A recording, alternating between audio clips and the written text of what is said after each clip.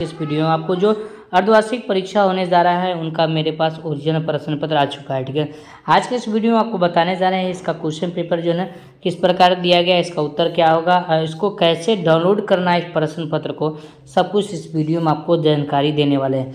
छात्र यहाँ पर अपना नाम लिखेंगे, जो भी आपका रोल नंबर होगा ये रोल नंबर लिखेंगे, विद्यालय का नाम लिखेंगे, प्रखंड का नाम लिखेंगे, उसके बाद संकुल का नाम और जो जिला से आप बिलोंग करते हैं जिला का नाम लिखेंगे। ठीक है, नीचे बढ़ेंगे और यहाँ पर आपको कुछ करने की आवश्यकता नहीं है प्यारे बच्चों, यहाँ पर आपको कुछ करने की जरूरत नहीं है। जो आपके शिक्षकगण होंगे यहाँ पर वो साइन ओवर करेंगे।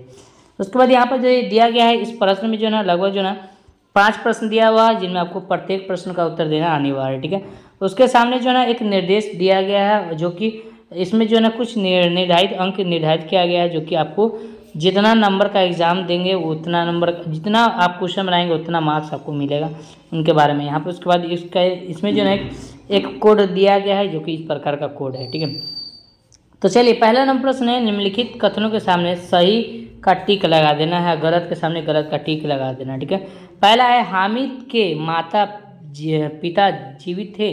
तो देखिए हामिद के जो माता पिता है वो जिंदा थे, तो ये गलत है। ठीक है, मर गए थे। ठीक है, याद रखना। ठीक है, हामिद के माता पिता क्या थे, मर गए थे। ठीक है, चलिए आगे बढ़ते। कहता है काम करने की जगह बात बनानी चाहिए, तो ये भी गलत है, बात नहीं बनानी चाहिए। ठीक है, इसके बाद अगला प्रश्न है 3 नंबर यानी कि ग में, बाल गोविंद भगत विधवा विवाह के समर्थक थे। ठीक है, तो जो यहाँ बाल गोविंद भगत विधवा थे नहीं थे। ठीक है, तो यहाँ पर गलत है। ठीक है, ये भी गलत है।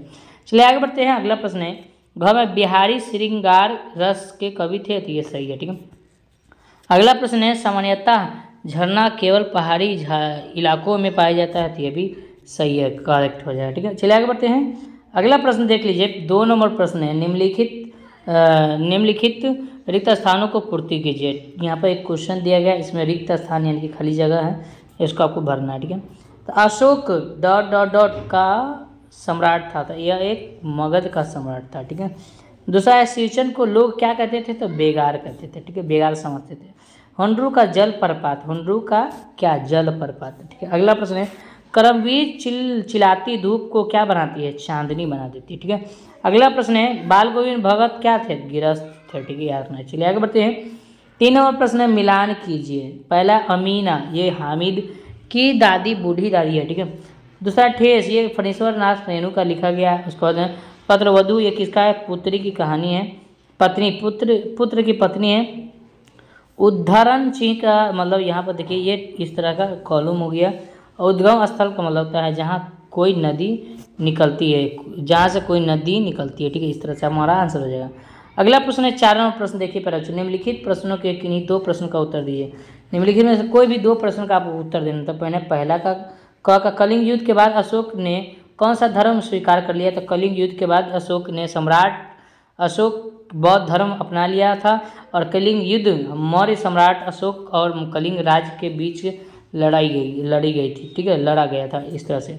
अगला प्रश्न सिंचन क्या बनाता था, तो सिंचन जो है फणीश्वर नाथ रेणु की कहानी ठेस में सिंचन नाम के एक कारीगर कलाकार जो कई तरह की चीज़ें बनाता था, जैसे पोथी घास और पटेर की बनी रंगीन शीतल पट्टी, बांस का तिल्लियों से बनी चीक यानी कि सतरंगी डोर में के मेड है। ठीक है, इस तरह से बनाते थे। ठीक है, तो मैंने 2 का जवाब दे दिया क्योंकि 2 ही प्रश्न का जवाब देना था।